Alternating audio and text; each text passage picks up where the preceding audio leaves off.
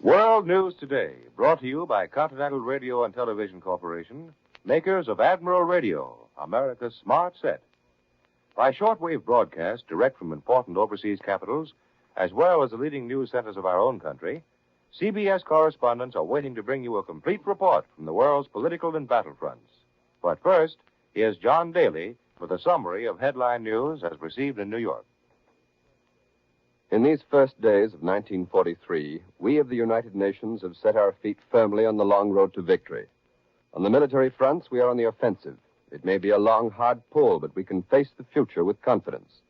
Even in Tunisia, in French North Africa, the military situation looks bright.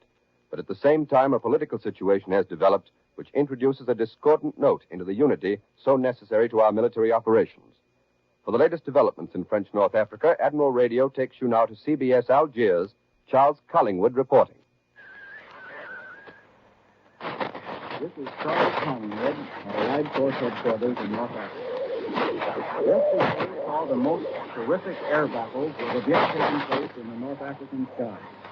When the day was over, the scores stood 28 Axis planes destroyed for total and 34 damaged to 7 Allied planes shot down. This is the way it happened. A strong force of flying fortresses went out to bomb On the way back, the fortresses ran into a force of about 50 German and Italian fighters lying in wait for them over the Tunis area. The violent engagement of the Tunis and which the flying fortresses shot down 17 Axis fighters without loss themselves. 138, which were escorting the fortresses, got 2 more and lost themselves. That makes 19 German planes down. The 20th was a Junkers 88. We regret that interference makes Mr. Collingwood's report from Algiers unlistenable. He was reviewing the story of recent Allied air activity in which Allied bomber squadrons supported by P-38s and P-40s, our best fighter planes, have been smashing at all of the Axis supply ports on the eastern Tunisian coast. At Sfax and Gabas and Sousse, the Axis has been repeatedly bombed until those supply ports are reported in shambles. Insofar as the political situation is concerned, Generals de Gaulle and Giraud are now reported exchanging correspondence to arrange a meeting to iron out the political difference among Frenchmen fighting the Axis. The London spokesman of the fighting French reports that further correspondence will be necessary, a not altogether promising sign. Next, for the news from the European front, Admiral Radio takes you to CBS London, Bob Trout reporting. London, generally, is a pretty quiet place on Sundays. There's not really been what you would call a hectic Sunday since that Sunday the Allies landed in Africa. Today, London heard about the continued heavy Allied air attacks on the island of Crete, some of them made by United States Army Air Force bombers operating under the Royal Air Force Middle East Command. 30 of these American bombers took part in yesterday's large-scale daylight attack on Crete, the first big daylight raid on the island since the Germans captured it more than 18 months ago.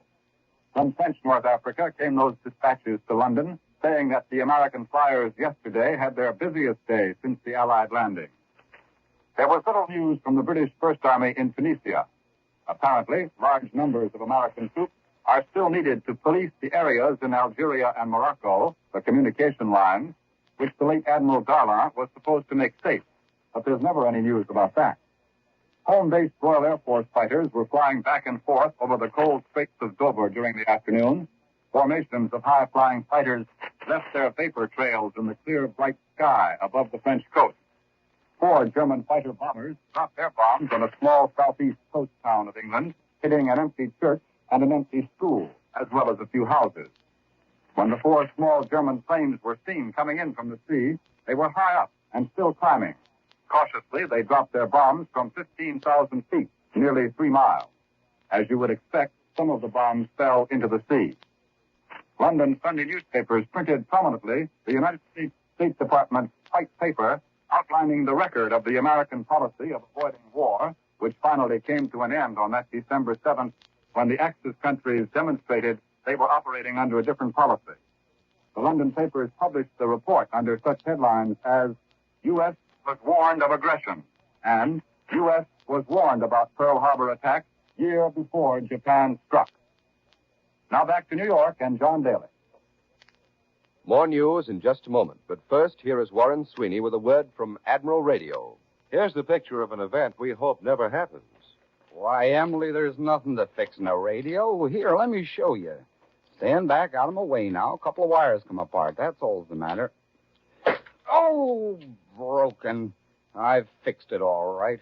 The screwdriver slipped and smashed a tube. Emily, this would never have happened if you'd stood back like I told you. And it never would have happened if that radio had been taken to an Admiral dealer for service. Now, a tube is broken, and since tubes are difficult to obtain, this family may have to do without radio until the war is over. Play safe. Make it your rule to call an Admiral dealer when your radio needs attention. Admiral dealers are trained in the science of radio. They are experts in servicing, and they have all the equipment and tools necessary to put your set in first-class condition quickly and economically. Radios are precious these days. Your set is worth more than you paid for it originally, because it probably can't be replaced until after victory is won. So treat it right. Call your Admiral dealer and know why people say Admiral service is America's assurance that the radios on the home front will last for the duration. Now, here once again for Admiral Radio, here's John Daly. The official midday communique from Moscow reported new Red Army advances on the Central, Stalingrad, and Caucasus fronts. The communique was general rather than specific, but it reported that a strongly defended German base north of Veliki Luki was occupied and that the Red Army was 27 miles beyond Kotelnikovsky in the drive southwest of Stalingrad. The Germans are counterattacking both west and southwest of Stalingrad and west of Moscow, but the Russians report all attacks beaten off and advances everywhere.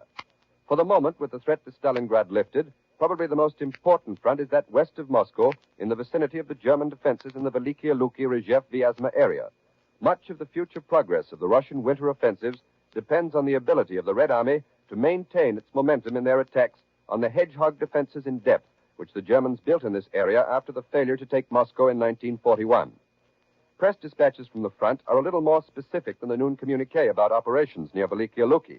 But since they are dispatches, the news is, of course, unofficial. One dispatch reports that the Russians have cut the Leningrad-Vitebsk Railroad and advanced 14 miles along the Moscow-Riga line to Novosokolniki, only about 70 miles from the Latvian border. The cutting of the Leningrad-Vitebsk Railroad may mean that the siege of Leningrad will be lifted. That city is now in its second winter of siege, and the fact that the Red Army is concentrating so much strength in the Veliki Luki area is an indication that the lifting of the siege of Leningrad is also one of the objectives of the winter campaign. However, progress on the Central Front is comparatively slow and will probably remain so. The Germans have been digging in there for more than a year, behind a formidable system of fortifications, including concrete pillboxes, trenches, anti-tank traps, and all the other types of World War II tested defenses. These defenses, as most of you know, were built by the late Fritz Todt, who built the West Wall on Germany's French border. They are the sort of defenses which the Russians have been banging their heads against for a good many months. For instance, in the offensive against Rzhev, the Russians earlier this year reached the outskirts of the city itself, only then to have to turn back and hold their front-line positions without making any great progress forward. Now it's believed that the Russian armies have bypassed all of the Rzhev defenses, and Rzhev city itself is still in German hands.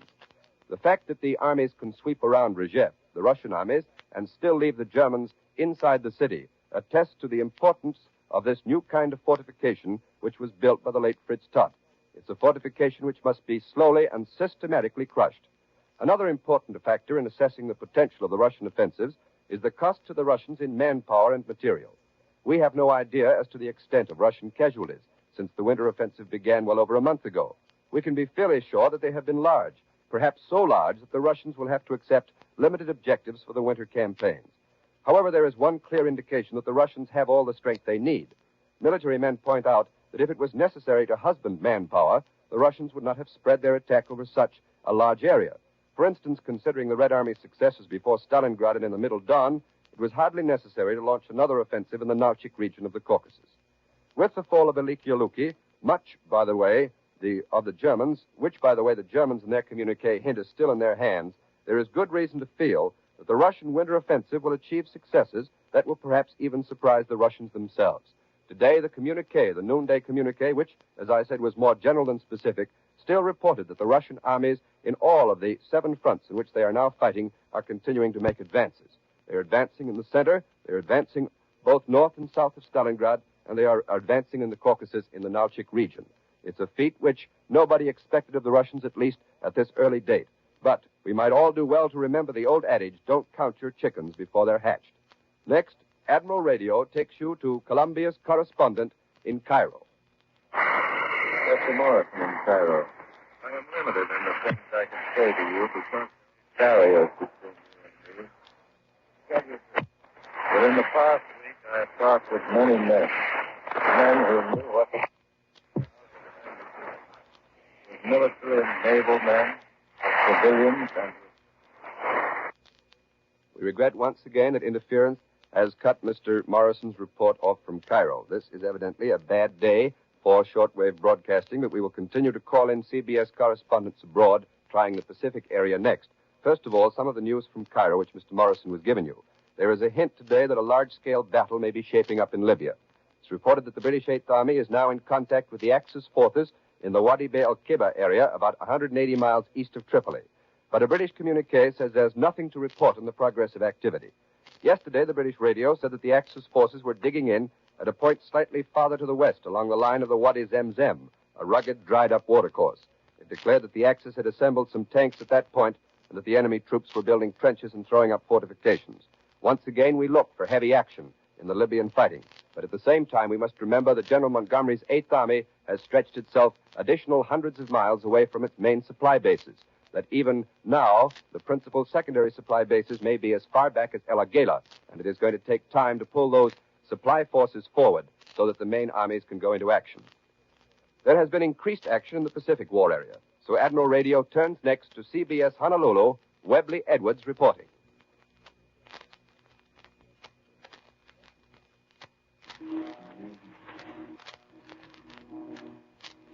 This is Pearl Harbor. The war on the vast Pacific front continues to step up in the frequency and intensity of aerial raids in the New Guinea, Bismarck Archipelago, and Solomon's Islands regions, with the news highlighted this week by the announcement of the raid on Wake Island by American bombers in force. There's bitter and savage fighting on the Papuan Peninsula of New Guinea, where Allied troops are continuing to cut up stubborn Jap forces in the pockets along the Buna Beach area. But beyond this ground fighting and the constant patrol fighting on Guadalcanal, the big story is on the sea and in the air. This is the world's longest battlefront and its deepest. Land fighting is a series of battles for strong ports fought over perhaps bloody but relatively unimportant areas of land. It's the same out here, with surface ships and bombing planes fighting for strong points, which are strategic islands moving through or over great stretches of ocean to get to these strong points of land.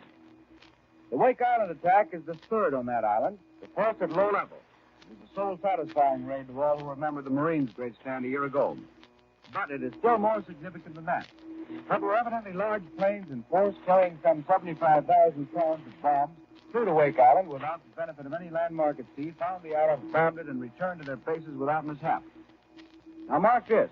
Admiral Chester W. Nimitz, Commander-in-Chief of the Pacific Fleet and Pacific Ocean areas, made a significant remark in commenting on that raid. He said, and note it carefully, let the enemy take such consolation as he may from the thought that this raid is only a sample of things to come. Unquote. The Jap must now be alert wherever he holds land in the entire Pacific area. Ours is now the ability to choose the place where we will strike next and strike him first. It will come soon and also at a time of our choosing. Admiral Nimitz is not one to speak lightly. And when he says the Wake attack was but a sample, be assured he promises still greater attacks and still greater force. This despite the fact that the Pacific Fleet and the Pacific Army forces, with relatively small aid from our allies, this Pacific force of ours is fighting a war against Japan, a major world naval and military power. This is Webley Edwards at Pearl Harbor. We'll return you to CBS in New York.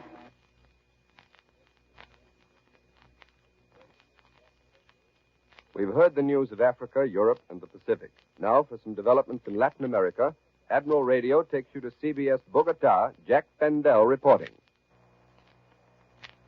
The war is being fought on many strange battlefronts and with many types of ammunition.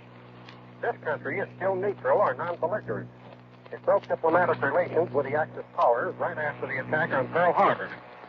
But part of the war is being fought today in the jungles of Colombia, only a few hours by plane from where I am speaking.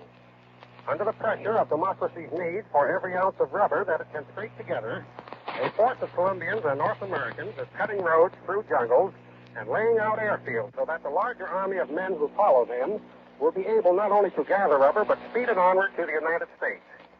$1 million worth of United States money is the first ammunition in another phase of this war, as a group of American doctors and nurses starts a public health and sanitation campaign here. Their fight will be centered on disease here that don't respect national boundaries and neutrality laws and could easily spread to the nearby Panama Canal if unchecked. But while public opinion and many government circles here have centered their attention on domestic issues and economic problems, the Army is preparing for all eventualities and for the possibility that hostilities may come to be short. Under War Minister Alejandro Galvez, a recent nationwide conference of high-ranking Colombian Army officers adopted measures which will place the Army practically on a war footing. Not all of those measures can now be revealed, but they include a unified command which will assure more efficient execution of military plans and directives, and more advanced training methods and the lessons of modern warfare. It has likewise been announced that War Minister Galvez, together with a group of generals and other officers, will visit the Panama Canal zone sometime this month to inspect the defenses there. While this will ostensibly be a courtesy visit, it will undoubtedly give the opportunity to the authorities of the canal zone to discuss more coordinated plans for the defense of the Panama Canal, to which Colombia is so important geographically. This is Jack Sandell at Bogotá, turning you now to CBS at New York. We regret that atmospheric conditions have made so much interference in our shortwave pickups, but hope that the reports from Honolulu and Bogotá were understandable. Now, for the news at home, Admiral Radio turns next to CBS Washington. Lee White reporting. The Navy has just reported that American bombers in the Solomons have set one Japanese destroyer afire and left another in a sinking condition.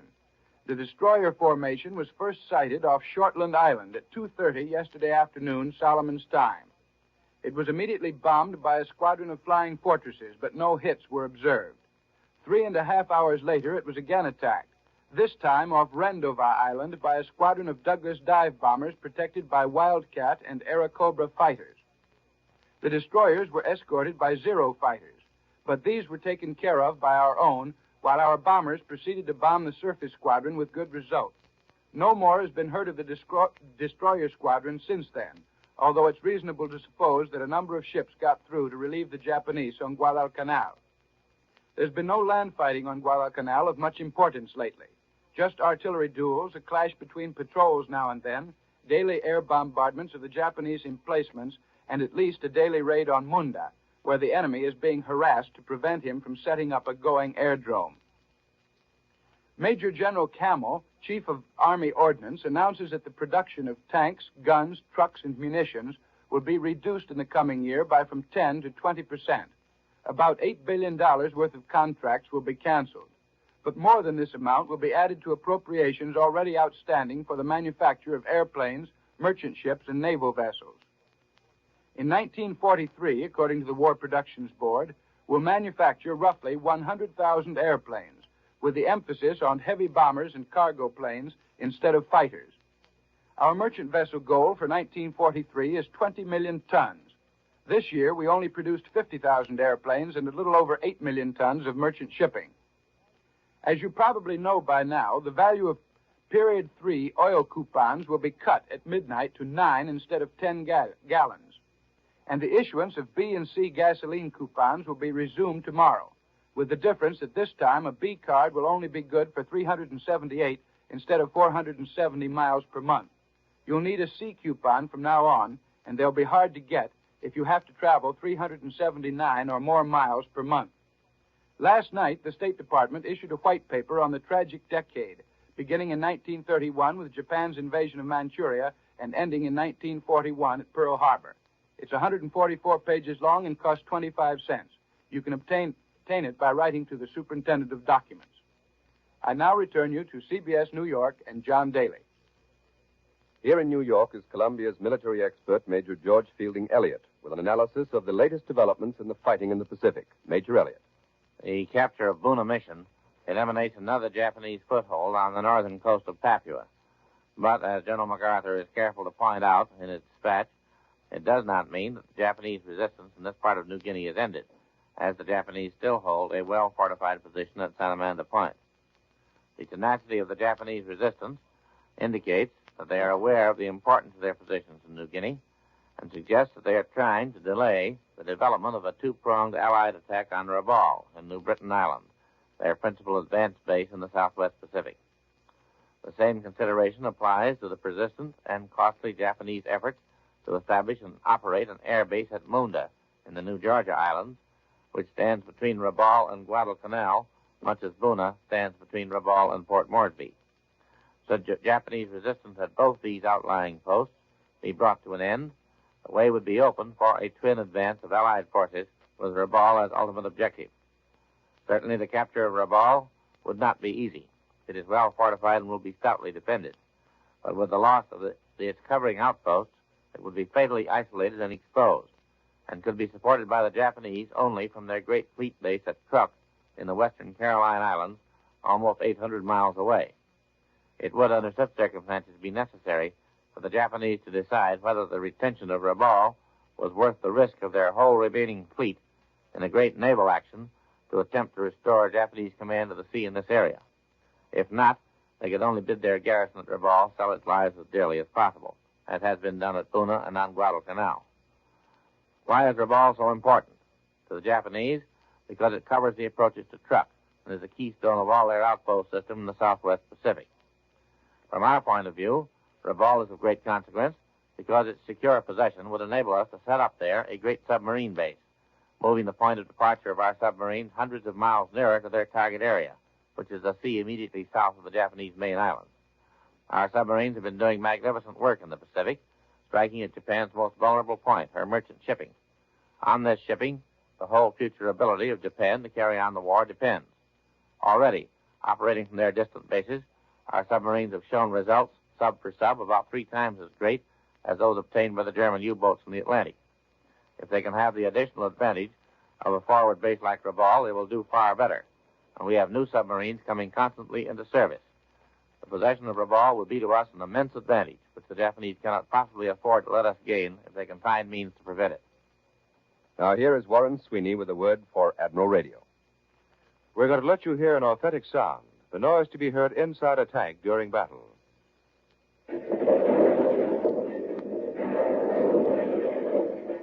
3rd Battalion, advance to Hill 51. 3rd Battalion, advance to Hill 51. That's the sound inside a tank during battle. And if you listen closely, you heard the tank crews getting orders by radio. Those radios, Admiral is making many of them, perform the miracles of this war. Credit for their design must go to the men of the Signal Corps. Credit for building them must go to American workers.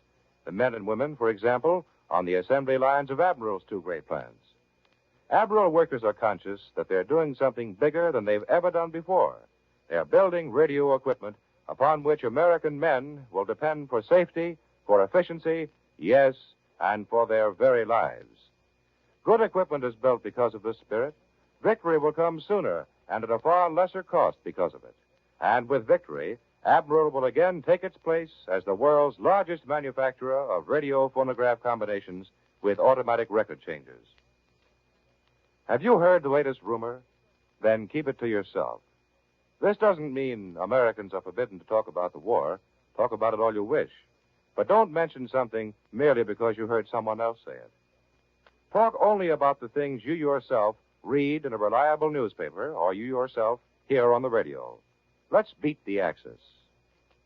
World News Today is brought to you each Sunday at this hour by Continental Radio and Television Corporation, makers of Admiral Radio, America's smart set.